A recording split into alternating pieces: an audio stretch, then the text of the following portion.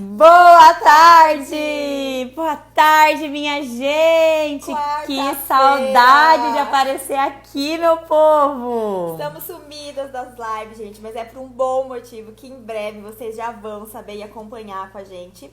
Mas é vida de professoras, advogadas, escritoras, mães, né? E tantas funções que a gente acumula no nosso dia a dia. Então, às vezes a gente precisa produzir o conteúdo, fazer as coisas e não dá pra fazer o tanto de live que a gente gostaria. Mas a gente aí tá ponderando pra trazer temas bem relevantes pra vocês. E o tema de hoje é um daqueles temas que a gente precisa falar, que tem impacto sobre a nossa vida e principalmente que a gente sobre o recebe nosso muita futuro. pergunta, gente, muita pergunta, tanto por direct quanto por e-mail. Sempre nos perguntam, professora, como a gente faz, né? Tenho vontade de dar aula, por onde eu começo? Preciso fazer uma pós-graduação, como que eu faço? Onde eu sou mestrado? O que você faz? Então, assim, eu acho que já passou da hora de nós fazermos essa live, uma live com consistência, com conhecimento, porque realmente é o que a gente se propõe aqui. Ainda que nós façamos poucas lives, mas as lives que a gente faz, a gente procura trazer conteúdo de valor para vocês e hoje não é diferente. Gente, o nosso convidado, eu vou te falar, é a prova de que a rede social usada para o bem, usada para realmente conectar com pessoas que têm os mesmos valores com a gente, transforma as nossas vidas. Eu posso dizer que é um amigo do nosso coração, um amigo virtual, que nós não nos vimos pessoalmente ainda. E vamos colocar ele aqui, o professor Álvaro de Azevedo Gonzaga. Ele é uma bênção nas nossas vidas e tem muito conhecimento, muita sabedoria. Um seguidor! Nós somos suas seguidoras! Mas aí com S2 já. Ei, a pergunta de hoje da minha mãe foi o seguinte: é live com o Prof. Álvaro que eu preciso marcar na minha agenda pra me inscrever? Como assim, gente? Gente, as nossas famílias já sabem quem é o professor Álvaro, entendeu? Porque é um negócio assim. Fui falada pra minha orientadora, eu falei o seguinte, professora, eu já sei quem vai ser o meu professor convidado na minha banca. Ela, como assim? Eu falei, não, você tem que conhecer. Não, eu vou te mandar o perfil dele, você tem que conhecer, entendeu? Então, assim, prof, é seguimora de verdade, real oficial aqui, sabe? Dona De Iracema, verdade. Dona Iracema, você já tá ouvindo a live, ó. Já fiz meu chá aqui para bater um papo, ó. Tirando aqui o chazinho. Já tô pronto. Tá um frio aqui em São Paulo, gente. Sério, hoje a gente fez uma água com cidreira. Então está uma água saborizada para todo mundo ficar calminho, bem relax nesse assunto mega importante. Vamos dar o nosso boa tarde de novo agora, super animado, já aquecemos com o coração. Boa tarde! Com muita para aquecer aí nesse frio que tá em São Paulo, aqui no nosso Mato Grosso é só calor. A temperatura quando cai um pouquinho é 16 e aí o matogrossense já vai de blusa, cachecol, gente. Ai, de louco. 16 graus é de usar cachecol e bota, porque a gente não usa aqui, né? Em algum lugar com neve, ele já resgata aquelas roupas, bota, tudo. Parece um cachorro, né? É desse modelo. Eu tenho uma luva que assim, baixou um pouquinho a temperatura. Eu já quero dirigir de luva, dá licença, entendeu? Tá chique, né? E se chover, nem sai de casa. Agora, na pandemia, ninguém sai mesmo. Mas antes era engraçado. Você tinha que ter horário com o cliente no escritório e começava a dar uma garoazinha. Cuiabá é tão quente quanto Sinop? Muito. Lá é um pouco mais, porque a diferença é que num buraco. a diferença é que lá faz frio, né? Então, quando vem uma onda fria, lá acaba sendo frio mesmo. Então, lá você tem as duas temperaturas muito acentuadas. Quando é calor, muito calor, muito mais que Sinop. E quando é frio. Então, Chapada, às vezes, dá 4, 5 graus, sabe? Que é ali do lado de Cuiabá, assim. Aqui em Sinop é assim, é calor o ano inteiro. É calor. Quando fica muito lá, bem na madrugada, faz 18, 17 graus. Mas o nosso frio durante o dia é tipo 22 graus, entendeu? É o nosso frio. Tá tranquilo, então. Eu lembro que eu fui fazer uma tem essa sensação térmica que tem aí em São Paulo. Eu lembro que eu fiquei uma vez bem no período de junho e julho e era um banho por dia, né? Aí você tomava o banho à noite, no outro dia já saía com aquela roupa, com a meia calça. E ali, e era assim, não tinha outra alternativa. Então hoje a gente entende, até porque que os europeus tomam banho uma vez na semana. Pronto, lá, tá vendo? Eu converso com os carioca não entendem isso. Carioca também tem essa coisa. Como você toma um banho por dia? Mas é um banho, gente. É simples, é assim. Mas não pode. Eu falo, gente, não é esse sol de derreter a alma que é assustador, né? Poxa, então tá quente aí. Aqui tá frio, viu? Aqui tá Tá frio. super tá quente, ó. O ar-condicionado aqui tá no 25 e daqui a pouco a gente já começa a diminuir ele um pouquinho, 22, 20, porque aí a gente começa a falar, o corpo dá uma esquentada, mas tá bem calor lá fora. Coisa de Prof, maluco, gente. é uma honra fazer essa live com o professor, porque quando a gente se propôs estar aqui nas redes sociais, enquanto perfis acadêmicos, enquanto assim, extramuros da faculdade, nós jamais poderíamos imaginar que nós estaríamos hoje fazendo outra live com o professor, sendo agraciadas, sabe, com o seu conhecimento. Duas meninas lá do interior do Mato Grosso, tão pequenininhas, mas com uma vontade gigante de fazer a diferença dentro da graduação do direito, que hoje tem a oportunidade de divulgar a vida acadêmica através de uma live com o senhor, assim, e a gente recebe muitas perguntas, principalmente depois que a gente começou a falar um pouquinho da nossa trajetória, como a gente se tornou professoras, e agora eu no mestrado, enfim. Então a gente recebe muita pergunta de alunos que realmente acabam se inspirando e vendo na vida acadêmica um outro leque, uma outra opção. Então eu acho que hoje a live é muito disso, sabe? É da gente forrar a casa, abrir a visão. É óbvio que em 1 hora a gente não consegue esmiuçar tudo que precisa ter. Podia fazer uma live só sobre projeto de pesquisa, uma live só sobre carta de intenção para aluno especial, dava para fazer uma live só sobre cada um desses subnichos. Mas talvez a gente dá uma forrada na casa e, assim, saber por onde começar e entender, assim, desmistificar a diferença de pós-graduação, lato sensu, stricto sensu, mestrado, doutorado. Um é pré-requisito do outro, não é? Para onde que eu vou? O que que eu começo? Como eu faço para dar aula? Como eu me coloco no mercado enquanto, né, na academia? Vale a pena estar no especial? Não vale? Né? O que que é as fases de um mestrado? Então, acho que é muito isso. E a gente quer te ouvir, prof, porque assim, você é o nosso convidado de honra hoje aqui. Então, a casa é sua, fique à vontade. E depois essa live vai ficar salva no IGTV, gente, porque assim, vai ser uma aula. Então, para vocês sempre revisarem e quando falar assim, meu Deus, eu preciso lembrar como é que é, o que que eu faço agora? Eu vou lá ver aquela live que o professor Álvaro explicou para nós como é que funciona. E acho que também servia aí de uma quebra, muitas vezes, de um paradigma para muitas pessoas que pensam que às vezes, eu não posso fazer, isso é muito difícil, isso é muito distante.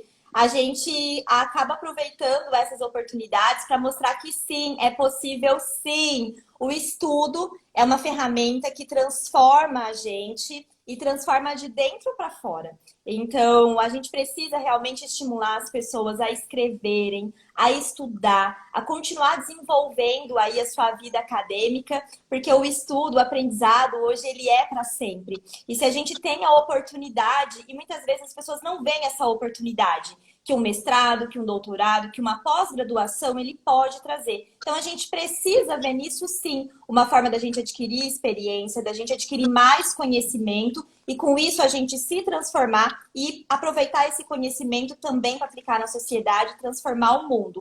Vamos filosofar também, professor, porque nós somos dessas, né?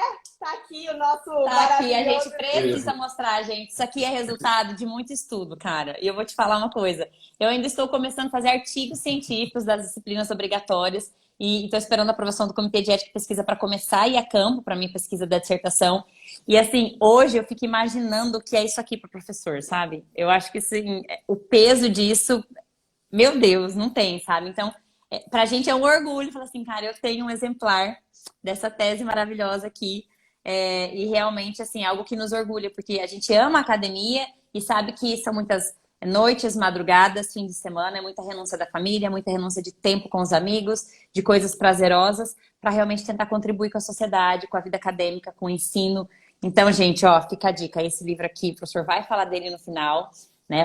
Vai explicar que ele é um produto do estudo dele, da vida acadêmica dele. Então, a gente precisa também desmistificar esse viés, que às vezes muita coisa que a gente faz, a gente não coloca no mercado, né? E tem muita coisa boa que às vezes a gente produz, que isso pode virar material e você pode inspirar, transformar e, por que não, monetizar também. Não há nada de errado, nada de legal e nada de antiético nisso. Prof, então agora chega das advogadas falarem. Vamos lá. A casa é sua, prof. Fique à vontade.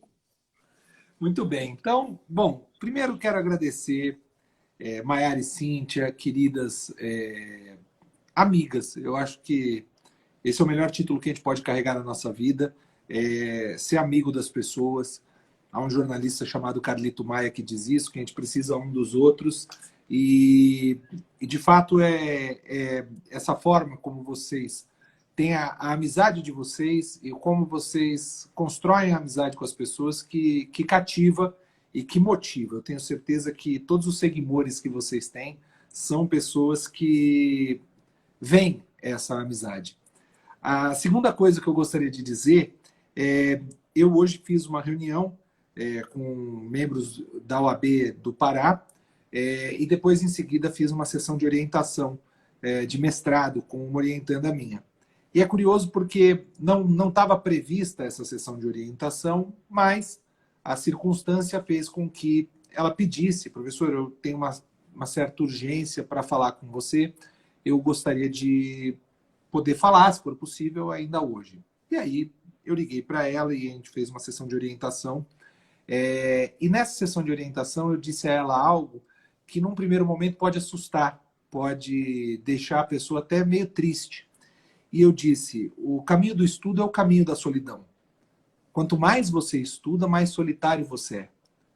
E por mais que você tenha pessoas próximas, por mais que você tenha pessoas ao seu lado, por mais que você produza textos, livros, artigos, em coautoria, invariavelmente, cada palavra lançada no texto é uma palavra que pertence a você.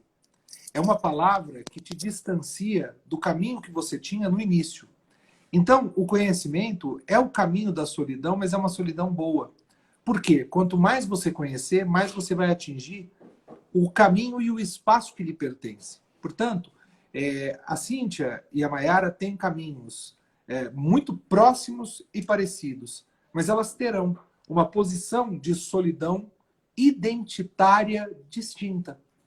E por mais que estudassem o mesmo tema, ainda que gostassem do mesmo tema, não seria verdade que elas seriam iguais. Elas não conseguirão ser iguais. E talvez aí esteja, primeiro, a beleza desse perfil que é dos advogados do futuro.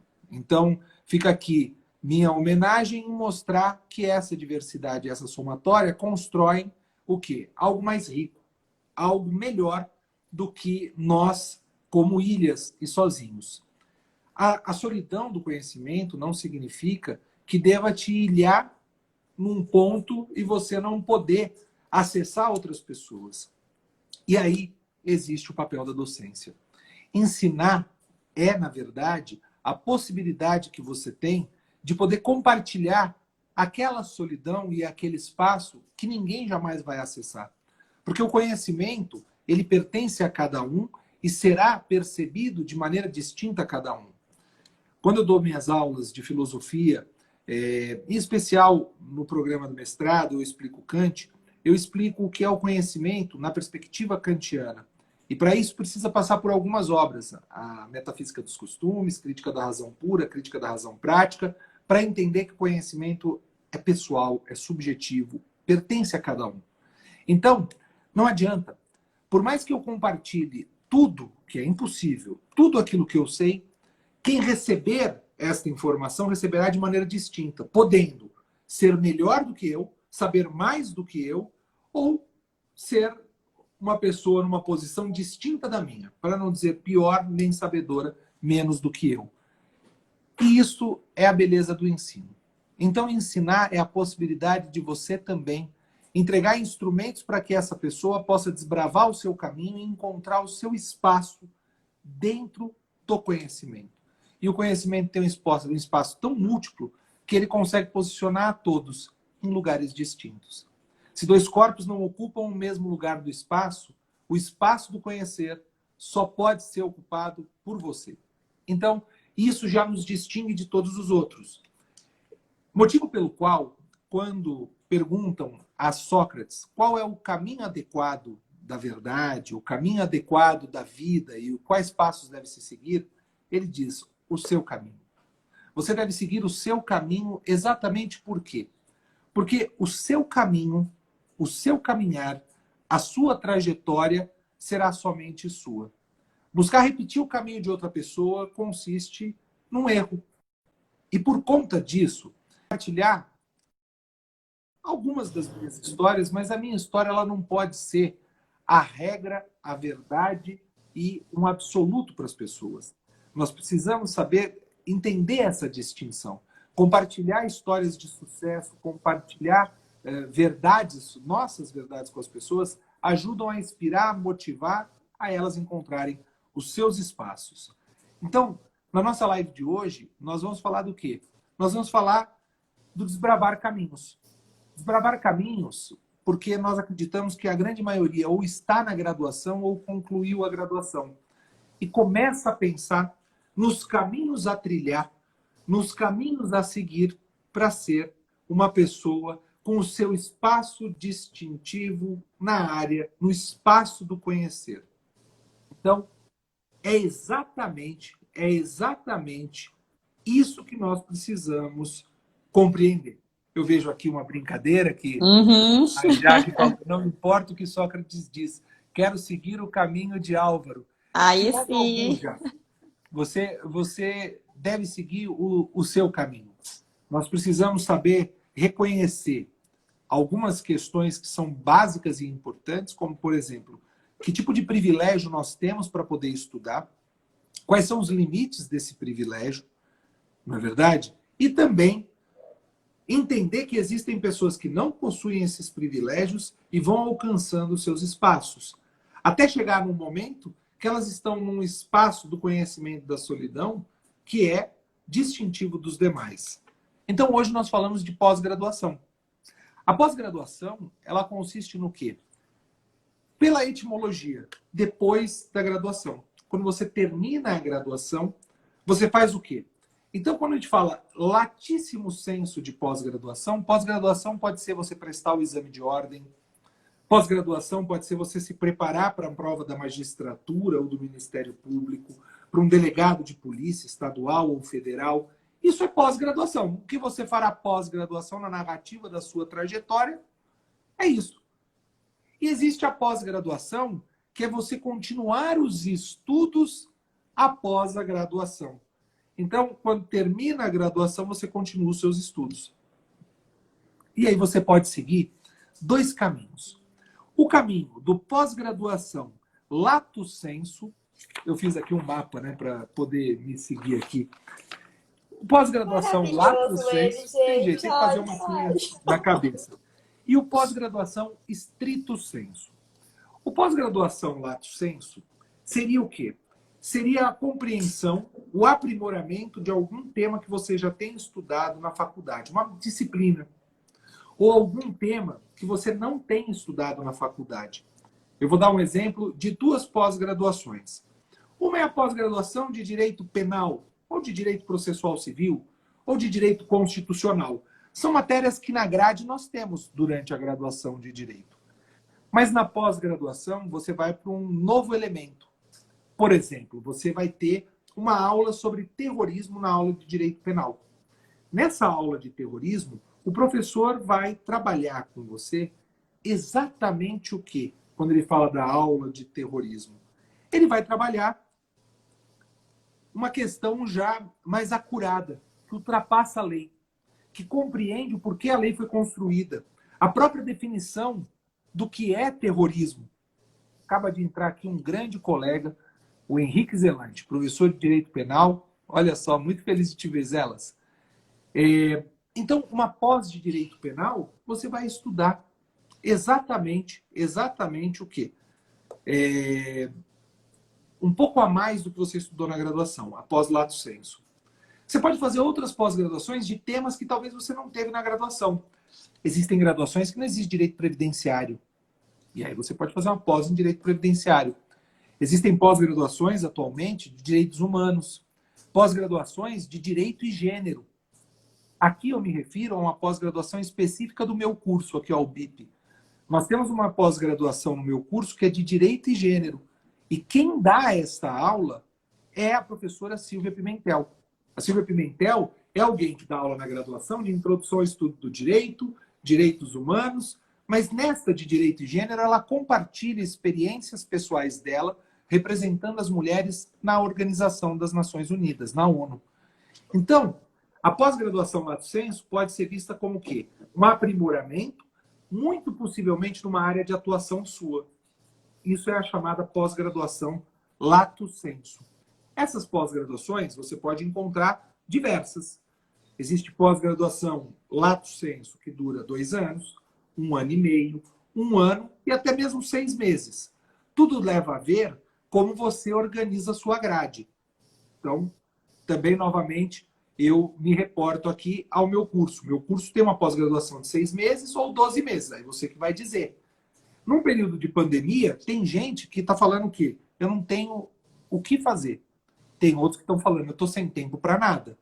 Então, você vai ter que encaixar isso dentro da sua realidade. Então, a pós-graduação lato sensu tem essa expertise muito mais prática.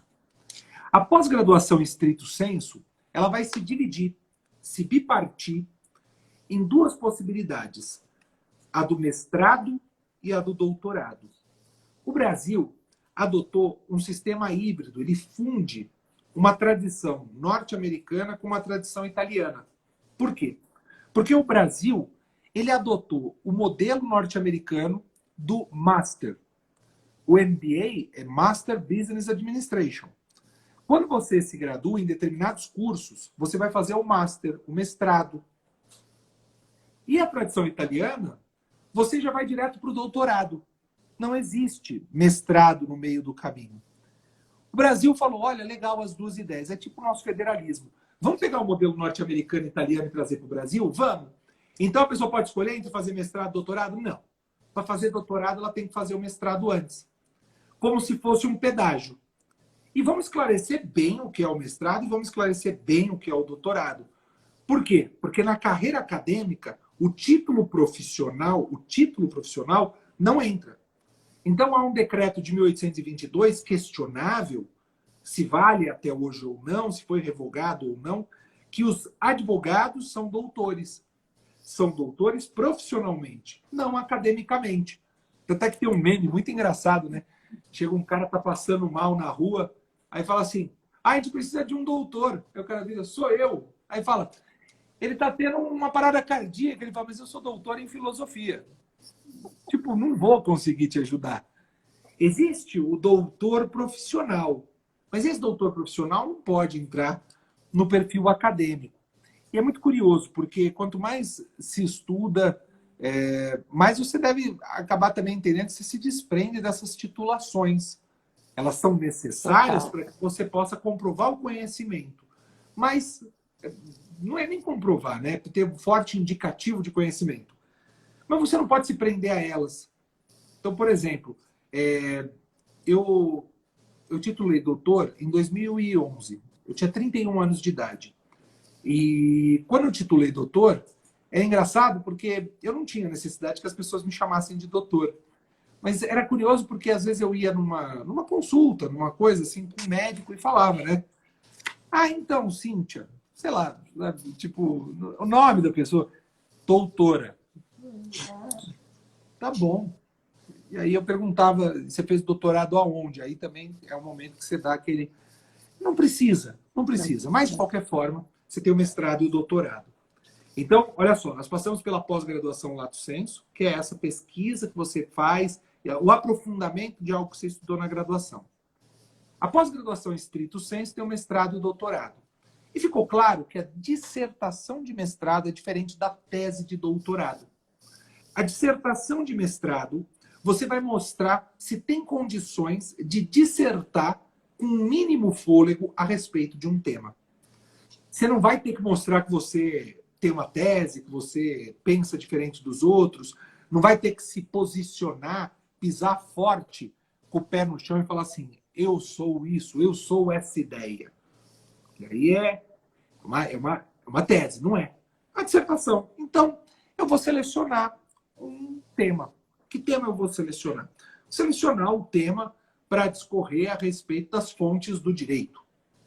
E vou mostrar as fontes do direito, há quem diga que é a lei, os costumes, a doutrina, leis, costumes, doutrina e jurisprudência. Aí vai falar, olha, o Miguel Reale não entende que a jurisprudência, sequer a doutrina, é fonte do direito.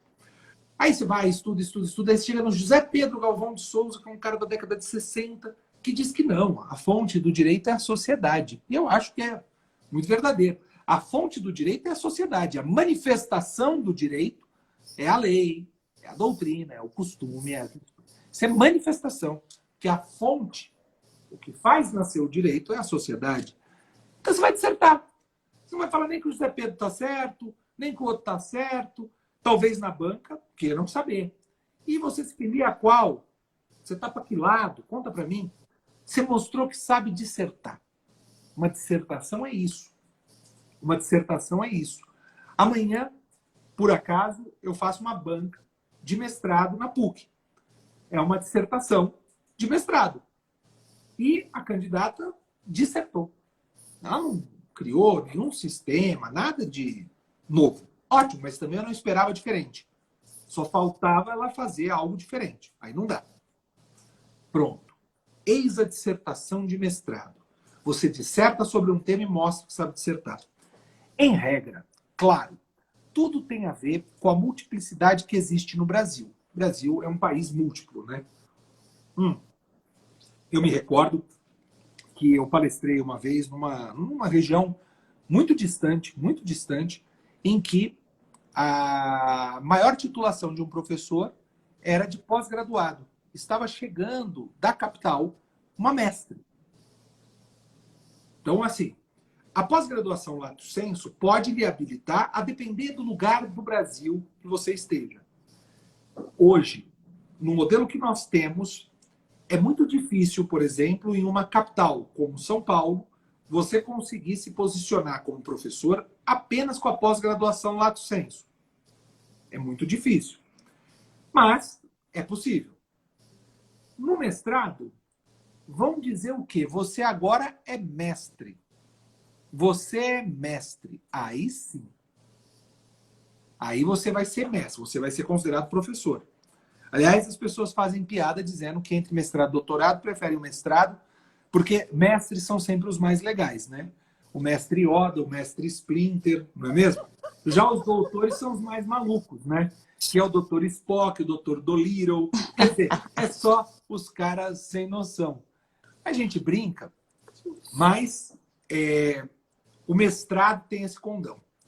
Olha, José Rick está falando, existe vantagem de escolher algum assunto pouco estudado ou não para o mestrado? Tudo vai depender do seu objeto de pesquisa e do que você espera. Então, se você quer pegar um objeto de pesquisa que é difícil de se encontrar referencial teórico, você pode fazer. Mas, uma recomendação, se você tem a pretensão de fazer o doutorado, faça uma dissertação em que você mostre que sabe dissertar. Certo? Não, eu já quero construir aqui um pressuposto para minha tese. Aí pronto. Isso, em regra, nas qualificações, quando eu leio um texto e percebo que a pessoa quer fazer uma tese, eu falo, olha, permita-se plantar o embrião da sua tese aqui. Porque aqui eu vejo que repousa uma tese. Mas anota isso no texto só para marcar essa ideia como sendo sua, certo? Você tem que ter realmente, tá aqui o Ivonaldo, você tem que ter esse tesão, você tem que ter essa vontade, você tem que ser vontade de estudar esse tema. Claro, não dá também você ter esse sadomasoquismo de gostar de sofrer. Não, hoje eu vou me ferrar um pouco, eu vou ler um tema que eu não gosto. Eu vou ler sobre direito administrativo. Estou louco para saber quais são os bens públicos. Se eu odeio direito administrativo, não dá, né? Não tem condições. Então, o mestrado vai te viabilizar a possibilidade de ser professor. O mestrado, ele se estrutura de várias maneiras, vários PPDGs do Brasil. Eu tenho a alegria, eu tenho a honra, eu tenho a possibilidade, e agora que já é público e já passou, a CAPES permite que eu publicize isso, inclusive está no meu currículo Lattes. Eu fui um dos 20 professores de programas de pós-graduação em Direito do Brasil que avaliou os mais de 90 programas do Brasil no último quadriênio. Portanto, eu vi de perto relatórios avaliativos de todos os programas de mestrado e doutorado do Brasil. E do que eu pude ver, é algo que, em torno do que? Você tem que cumprir matérias, mostrar um estágio docente e produzir uma dissertação. Não é só a dissertação de mestrado. É também os requisitos que você tem que cumprir com um idioma de proficiência. Aí tudo depende do programa. Tem programa que aceita espanhol, francês, alemão, inglês e assim vai. Concluído o seu mestrado, concluído esse passo, você pode seguir para o próximo passo, que é o doutoramento. O doutoramento não é uma obrigação. Aquela pessoa que quer ser professor, tendo mestrado, cumpriu. Tá ótimo. Agora, eu quero ser diferente. Eu não quero ter o título de doutor para pendurar na parede e falar, eu sou doutor. Não. Eu quero ter o doutorado porque eu quero trazer uma ideia inédita. Eu quero marcar com uma ideia inédita. Aí nós estamos falando de doutoramento. O doutorado vai ser o quê? Uma tese. Uma tese. O colega brincou falando de tesão. Se você quer fazer um tesão, né? Já aí brincando com a palavra, mas é exatamente essa. Se você quer um tesão, tu tem que ter algo novo. E a novidade não precisa ser a conclusão, pode ser o caminho. Eu posso chegar à mesma conclusão. Então, vamos supor que certo é que a população negra entre os jovens de 18 a 25 anos, 18 a 28 anos, tem 5 vezes mais chances de serem mortos que os negros, que os brancos. Certo? Jovem negro periférico tem 5 vezes mais chances de poder ser morto, preso, exterminado, executado. Bom, sabemos disso. Sabemos. Agora, qual caminho eu sigo para chegar a essa conclusão? Eu posso partir do caminho falando da escravidão, eu posso falar... Bom, eu tenho a tese. É uma tese? Não, me parece uma dissertação. Você chega na conclusão numérica. Agora, vamos supor que eu tenho uma tese. Eu vou dar uma tese esdrúxula para essa hipótese, exatamente para mostrar, nossa, mas como que você vai chegar a essa conclusão? Perfeito. A conclusão você concorda. Eu posso falar que as pessoas que morrem, elas não têm vitamina C no seu organismo. Hã? E aí elas morrem por isso? Como é que você vai provar essa tese estúpida? Aí você tem que provar. Se você não provar, significa que sua tese não se sustenta. É aquilo que o professor faz, bota um livro e fala, ó, ela não para em pé. Ela cai. É o que se chama de tese que não se sustenta. Então você tem que ter uma hipótese. Essa hipótese tem que ser investigada. E vamos lá. Conclusão e caminho que eu persigo. Este caminho que eu persigo é importante. Esse caminho que eu persigo, ele é importante. E ele pode ser inédito. Essa conclusão que eu chego é importante. Ela pode ser inédita. Portanto, tem que ter um ineditismo. Ou no caminho ou na conclusão. Se for na conclusão, ok. Se for no caminho, ok. Se for nos dois, aí talvez seja o tesão, como disseram. Isso vai ser o doutorado. E aí você vira doutor em direito. Doutor em direito. Depois do doutorado, você pode fazer o quê? Você pode fazer outra graduação, você pode fazer mais um mestrado, você pode fazer outro doutorado. E você pode seguir para um estágio. Isso também é uma outra questão importante. É um estágio pós-doutoral. As pessoas falam do pós-doutorado, mas elas não têm, muitas vezes, consciência do que é o estágio pós-doutoral. O estágio pós-doutoral tem o objetivo de fazer você se aprimorar ainda mais como pesquisador e professor. Considerando que é um estágio, você não pode realizá-lo dentro da instituição a qual você seja vinculado. Dou um exemplo. Vou dar o meu exemplo. Eu sou mestre e doutor pela PUC São Paulo e lá leciono. Dou aula na PUC. Eu, por ser professor contratado na PUC, não posso fazer um estágio onde eu sou funcionário. Porque é estágio. Alguns estágios, que é o pós-doutorado, também visto por alguns como PhD, que dará a você o título de Philosophy Doctor, por isso que é PhD, Philosophy Doctor. Ou seja, você é um doutor que pensa aquela matéria. E aí você é o Philosophy Doctor, o PhD. No Brasil a gente chama de pós-doutorado, e o pós-doutorado é um estágio, portanto não é um título. É um estágio que você cumpre. Mas, em alguns lugares, ele é considerado título. Eu já participei de credenciamento de determinados programas em que me diferenciavam de colegas que tinham doutorado porque eu tinha pós-doutorado. Enfim, falavam, ele fez um estágio. Então, eles valorizavam esse estágio que eu fiz. Aí, no estágio, tudo vai depender da regra que você estabelecer com o seu orientador. Acompanhar a aula, acompanhar simpósio, acompanhar encontros, mediar mesa, falar com pessoas, etc, etc. Dar aula, eventualmente, numa turma. Isso tudo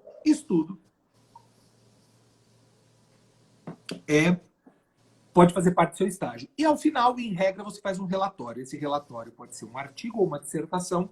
Esse artigo ou dissertação precisa ser, via de regra, publicado. No Brasil, em regra, exigem que você publique, no mínimo, numa revista estratificação B2. Mas isso é outra live. Explicar qualis é uma coisa de doido, até porque os critérios vêm sendo mudando, né? repensados de mudar de quantitativo para qualitativo. Ou seja, eles querem que os professores agora dos programas mostrem as 5 produções relevantes produzidas por eles ao longo de um quadriênio ou de um triênio. Eles não querem mais o quê? Buscar um afã producional gigantesco de coisas que muitas vezes ninguém lê. Então, o pós-doutoramento, você vai ter esse produto final. Aquela pessoa, então, que termina a graduação e que vai começar a encontrar o seu caminho da solidão, porque saiba de uma coisa, viver é um ato de encontrar suas solidões e muitas vezes você caminhar de mão dada com alguém para que essas solidões elas tenham algum tipo de companhia. E é curioso porque você consegue visitar o universo distinto ao seu, mas invariavelmente você volta para você. Pode voltar diferente, pode voltar melhor e pode voltar pior. Daí que vem os traumas, mas são os caminhos que nós construímos. Quando eu faço a pós-graduação, eu posso, portanto, fazer a pós-graduação lato sensu ou a pós-graduação stricto sensu. Pós-graduação lato é o aprimoramento da graduação. Pós-graduação stricto sensu, mestrado e doutorado. Mestrado, graduação. E o doutorado é o doutorado em que você vai construir uma tese. E depois do doutorado você pode fazer o PhD, que é o pós-doutorado, estágio pós-doutoral, e aí você vira pós-doutor naquela instituição de ensino que você estudou. Claro que eu estou falando de forma muito sintética, né? Aqui, ó. Linda frase. A Emily, você pode visitar um universo distinto ao seu, mas invariavelmente você volta para você. Ah, sou eu. Eu falei isso. Legal. Depois a gente printa. Eu esqueço, eu falo as coisas e até eu esqueço. Mas, então, dentro dessa perspectiva, desse compartilhamento que eu venho fazendo aqui com vocês, estudar é muito bom. Eu vi a Cíntia na abertura da nossa live, ela falou assim, às vezes a gente renuncia a coisas prazerosas. Estudar é muito prazeroso. É curioso porque, às vezes, as pessoas elas se confundem. Eu não estou falando que você tenha se confundido, Cíntia. É que, na verdade, a gente é posto num dia a dia tão abrupto de que necessariamente se distrair consiste em negar a nossa realidade. O Wittgenstein vai dizer que a realidade é apenas uma possibilidade, que ler não é uma possibilidade gostosa, prazerosa, que estudar não é uma possibilidade gostosa, prazerosa. Mas a verdade é uma só. A verdade é uma só. Aprender é prazerosíssimo. O problema é não aprender. Por que eu não gostava de estudar logaritmo na escola? Porque eu não aprendi aquele negócio. Olhar aquele trem e falar, gente, como é que alguém pode entender isso? Depois, eu olhar e falar, mas para que serve o logaritmo? Ah, professor, está no seu dia a dia. Tá porque alguém usou, mas não eu. Percebe? Se eu não consigo ver a funcionalidade do negócio, eu não estou aprendendo. Então, eu preciso estudar para aprender. Eu preciso estudar para aprender. A bem da verdade é essa. Nós precisamos estudar e aprender é um ato muito prazeroso. Aliás, quando nós estudamos uma coisa que a gente odeia, vamos falar a verdade. A gente odeia aquela coisa, está estudando, mas aprende até no que você odeia, Tá bom. você sente prazer. Você fala, gente, eu consegui. Putz, que demais. Isso é muito real para minha família. Fala assim, meu Deus, você não para, você não descansa, você... Quem disse que eu não descanso? Não, mas domingo à tarde, por que você não assiste filme? Mas quem disse que domingo à tarde eu quero assistir filme? Às vezes eu quero simplesmente trocar a minha leitura. Eu quero ler algo que me dê prazer de uma outra forma, sabe? Então assim, já assistiu série? Nunca assisti nenhuma série, desculpa, mas é porque não é a forma que me dá prazer, sabe? Não é... Mas você só estuda, você só trabalha, você só... Gente, é isso que me constitui, tá tudo bem. E vai tudo bem, entendeu? Então, e assim é a vida. Então, às vezes, vou parar tudo e vou ouvir uma música. Tá ótimo. Eu vou assistir um filme com meu esposo. Tá tudo bem. Então, assim, deixa eu com os meus livros e com a minha solidão lá no meu escritório. Gente, agora tem uma coisa também que a gente precisa... novamente, né? Não existe caminho certo. Não existe caminho certo. Mas talvez se um dia viesse o gênio da lâmpada conversar comigo e perguntar no que você, no seu caminho, tenha se arrependido. Eu não sei se eu consigo ter essa clareza ou se eu conseguiria avisar eu mesmo. Porque, assim, eu tenho muita sorte de estar vivo e ter passado pelo que passei durante mestrado, doutorado e esses estudos.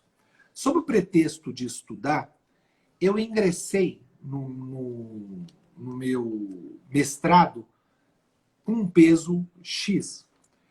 Eu, quando estava na época do pós-doutorado, é só tirar 62 de 16, empresta 1, 12, 6.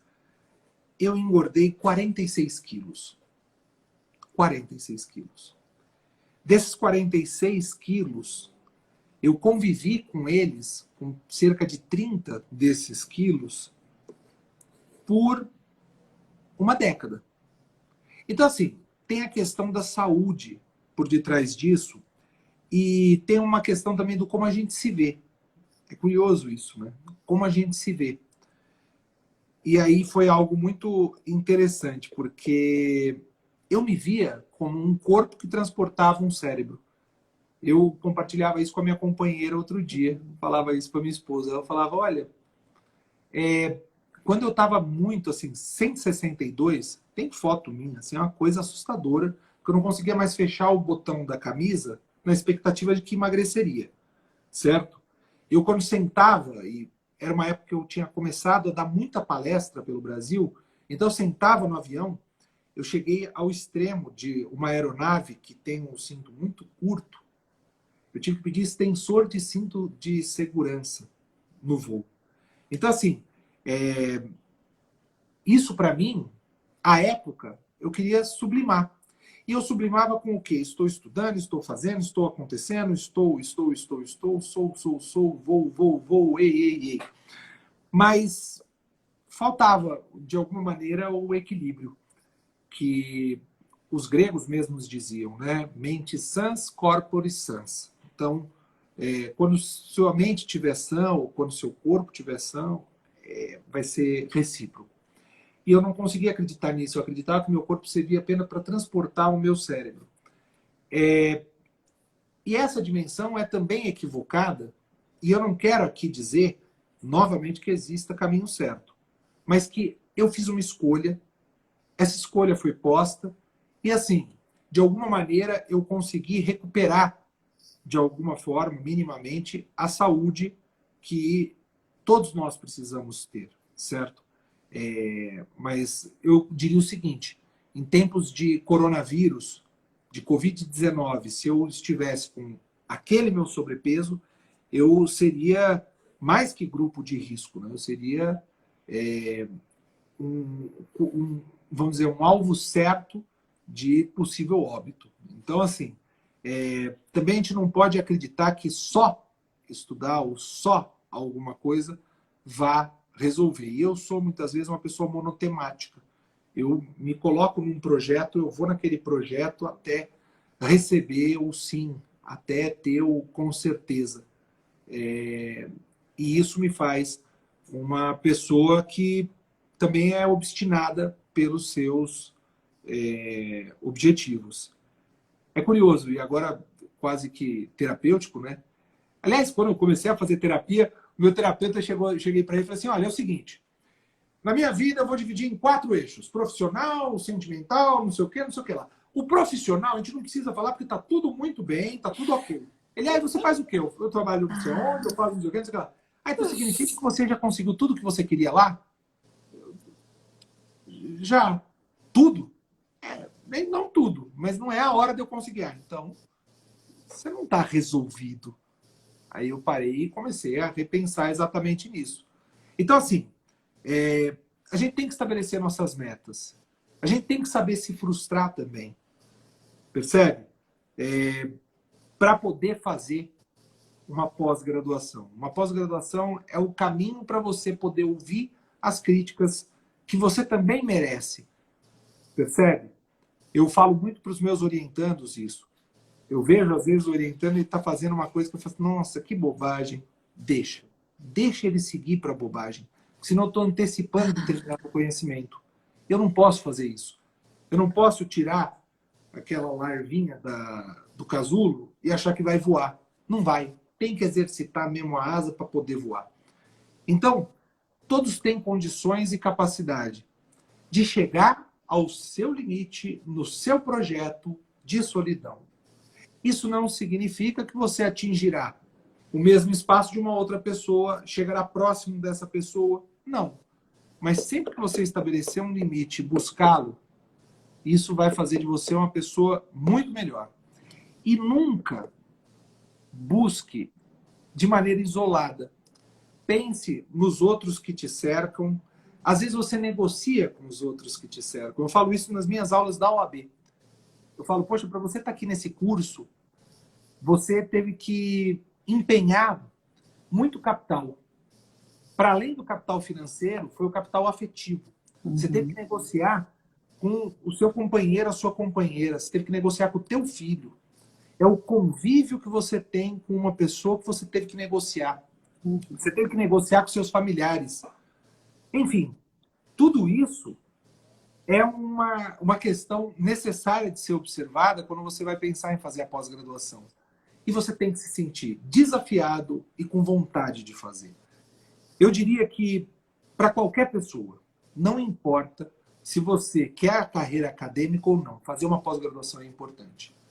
Lato sensu na sua área de concentração, mestrado para você poder se descobrir como alguém que sabe pesquisar, e doutorado para quem quer ter uma ideia nova, inédita e se propor nessa ideia. Eu acho que essas seriam as considerações assim, mais gerais que eu poderia fazer. Como foi observado, tem naturalmente, é indissociável, é indelével, é parte da minha história, filosofia, então eu não consigo também me separar de mim mesmo para poder fazer uma análise asséptica e fechada nas coisas. Enfim. E acredito que seja isso que torna a sua fala, professor, leve.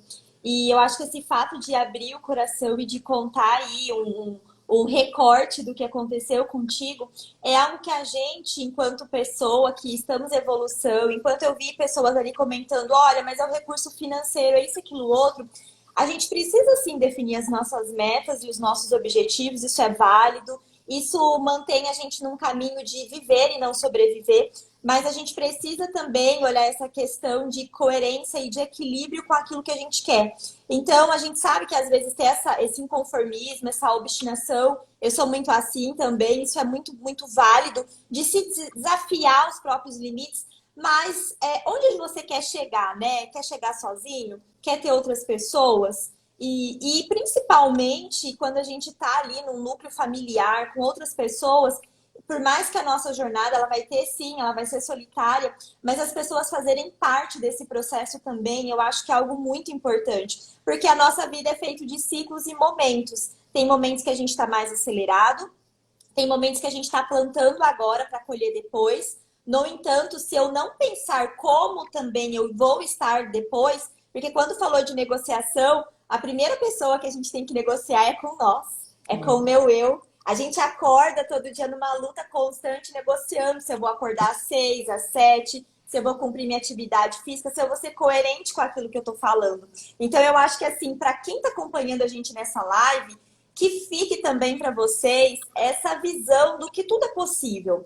Então, às vezes, não é a questão financeira, não é de onde você veio que vai definir onde você vai chegar. Então, eu vi ali uma aluna que comentou, pelo jeito eu acredito que ela já seja advogada, mas ela disse assim, que ela vai optar pela pós porque não tem condição de pagar o mestrado. Existem mestrados públicos, existe a forma de você entrar com uma aluna especial e já começar a se experimentar. O mestrado, ele vai exigir de você esse pensamento crítico, essa pesquisa, essa consulta. Será que eu não posso começar a desenvolver um artigo sobre um assunto? Será que eu não posso, às vezes, já começar a trabalhar agora esse viés que eu quero? A gente está no momento que nos está forçando a mudar muitas coisas do que a gente pensa. E eu vejo que nunca foi tão necessário surgirem agora juristas. Juristas no sentido da palavra mesmo. Eu preciso, sim. Ah, mas é porque eu não desenvolvi uma tese. Você pode, naquilo que você faz, ter um pensamento crítico sobre algo e isso impactar, isso vai tornar mais fácil a sua trajetória de alguma forma, você já começar a se experimentar. Então, assim, esse comentário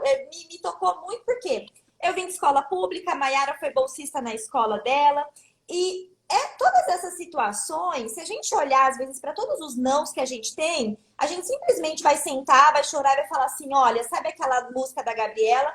Eu nasci assim, é assim, eu vou morrer assim. Mas a gente precisa, em determinados momentos, nos inconformarmos com algumas coisas. O estudo, ele é esse instrumento de transformação. E a titulação, ela vem como uma coroação daquilo que você fez para validar, para te referenciar, mas, acima de tudo, te tornar uma pessoa melhor. Melhor que o conhecimento liberta. E você torna mais humano. Então, e isso é muito real. Às vezes, quanto mais titulação a pessoa tem, mais humano, mais humilde, mais simples, mais sensível ao próximo a pessoa fica, sabe? E eu agora no ambiente do mestrado vejo muito isso, assim. E você se desconstitui dessas amarras impostas pela sociedade, de tudo isso, você fala assim, meu, sabe? Tem vida além de tudo isso e vale muito a pena.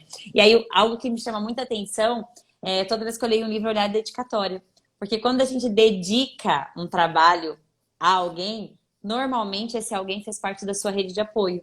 Esse alguém foi o principal que sentiu a sua renúncia, a sua ausência, a sua falta, né? Aquele que realmente sangrou junto com você. E eu lembro até hoje, o dia que saiu o resultado do mestrado, o edital de aprovação, que tinha só um número, né? Nós éramos um número.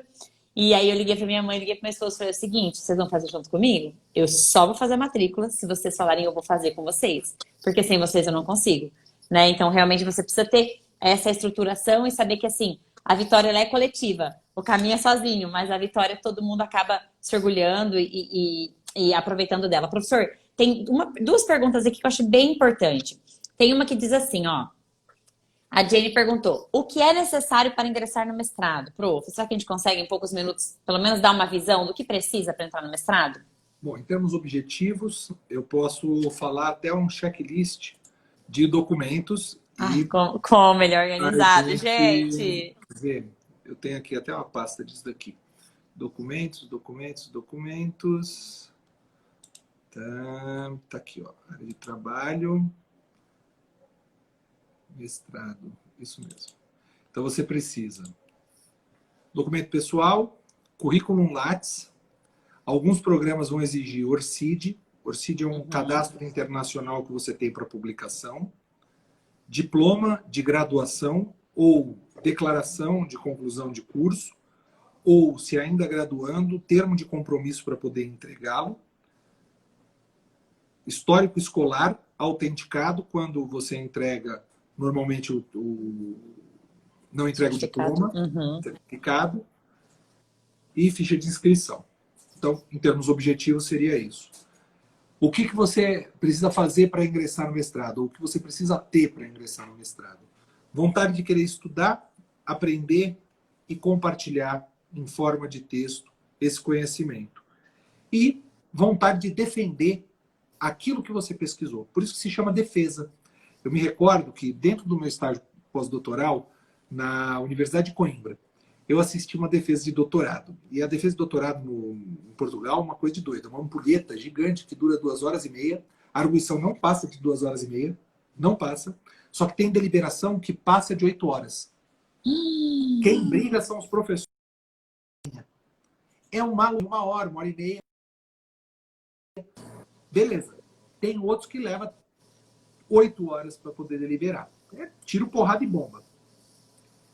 E nessa defesa, eu me recordo que uma professora da Universidade de Beja faz a arguição, e é muito legal, porque a arguição é só feita por uma. São 5 professores, mais orientador, 6 numa mesona, e só uma faz a arguição, para o outro poder responder. E quando ela termina toda a arguição, ela vira e fala, defenda-se. Ou seja, defenda a sua ideia. Então, você tem que acreditar na ideia que você defende. Talvez faça sentido, como disse o colega, ter aquela vontade genuína de estudar a respeito disso. Muito bonitinha essa figurinha, hein? Olha só, vocês são muito organizados. Tem outra? Tem! Olha outra. As outras vieram por direct também, a gente foi anotando aqui. Precisa de uma pós para mestrado e de mestrado para doutorado? Em regra, mestrado para doutorado. Sim. Há quem pule, faça o doutorado direto, de que maneira? Convalidando o mestrado como doutorado. Só que esse procedimento vai levar o mesmo tempo de você fazer o mestrado. Então faz o mestrado e depois faz o doutorado. Quem convalida não tem o título de mestre, pula direto para o doutorado. Só que enquanto isso você não tem título nenhum. Você continua sendo bacharel em Direito. Para fazer o mestrado, alguns recomendam que se faça uma pós-graduação de 5 horas. 5 horas é o que eu li. Uma pós-graduação lato sensu. Aqui, ó. A minha, no total, formal 5 horas. Isso porque estava com um bebê de 5 meses amamentando. 5 horas de defesa. Deus, cipó. 5 horas de defesa. Eu assisti uma hoje à tarde, da colega da turma anterior do meu programa de mestrado. E eu saí para vir fazer a live e estava terminando, lendo a ata de defesa. Então foi basicamente umas 3 horas e meia assim, de defesa. Sabia, nossa amiga também, professora da Universidade Federal Fluminense, uma querida também, amamos ela. São das preciosidades Dos e das presentes do Instagram, das bênçãos, na verdade, que esse momento de pandemia nos trouxe, né? Essa aproximação aí. Então, tudo tem o seu viés, né? O seu aspiral ali, positivo e negativo. Prof, fizeram uma pergunta para nós no Instagram, bem assim. Vale a pena ser aluno especial? Vale a pena ser aluno especial? É. Bom, tudo depende. E para quem não sabe o que é aluno especial, explica um Isso. pouquinho para o pessoal entender. O aluno especial é aquele aluno que não ingressou no programa ainda, mas muitas vezes participa das aulas, dos encontros e das atividades com o fito, primeiro, de saber se tem vocação para o mestrado, e segundo, de fazer uma aproximação com o professor orientador. Essa aproximação, ela acontece exatamente por quê? Porque aí você vai começando a estabelecer um contato e aderência à própria linha de pesquisa e o projeto de pesquisa que esse professor desenvolve. Então, é basicamente isso. Vale a pena fazer? Depende qual é o professor que você quer como orientador. E se ele fizer essa proposta, seguramente vale a pena. Então, por exemplo, eu tenho um aluno no interior da Bahia que quer ser meu orientando no mestrado. E agora, com essa pandemia e com o modelo de ensino à distância, ele me pediu se poderia acompanhar nessa condição de aluno especial. Falei, bom, ok. E aí ele falou, poxa, se der certo, aí eu prestar, pelo menos a gente já se conhece de alguma maneira, né? Claro, a gente já se conhece, eu tenho que ver o projeto dele, tenho que verificar a prova. Quem corrige a prova, normalmente, não é o professor orientador. Na verdade, eu corrijo porque eu sou o chefe do núcleo, junto com o professor Celso Campilongo, lá na PUC. Nós corrigimos juntos, mas a gente corrige com tapão cego. A gente tampa o nome e faz... Sem identificação, né? Sem identificação. Então, não sei quem está fazendo aquela prova. Pode ser que eu dê uma boa nota ou não dê uma boa nota. Né? Basicamente isso com relação ao aluno especial. E aí você precisa ler o edital, né? De cada programa de mestrado. Porque cada programa de mestrado... Nossa live tá pra cair, tá? Nossa live cada tá programa de mestrado, gente, vai ter a sua exigência. Algumas vão ter prova dissertativa, né? Outras o período da entrevista. E aí você precisa se identificar com uma linha de pesquisa. Não adianta, às vezes, você apresentar um projeto que é maravilhoso na sua essência. Mas nenhum professor vai, né? Faltam 2 minutos, acabou de aparecer o relógio para nós. Nenhum professor vai adotar aquele projeto porque foge muito da linha que ele está aí 10, 15, 20 anos, onde ele faz o projeto de pesquisa, enfim, dele mesmo. Então, você precisa ter uma similaridade. Isso aconteceu comigo. Durante 2 anos eu tinha projetos excelentes, mas ninguém me pegou, entendeu? E depois que eu fiz uma disciplina como aluno especial, eu acho que convivendo com os outros colegas que eram regulares, eu entendi. E aí eu passei a olhar o currículo Lattes dos professores de uma forma diferente. E aí eu me identifiquei, e aí na outra vez que eu tentei, pela terceira vez, deu certo, porque justamente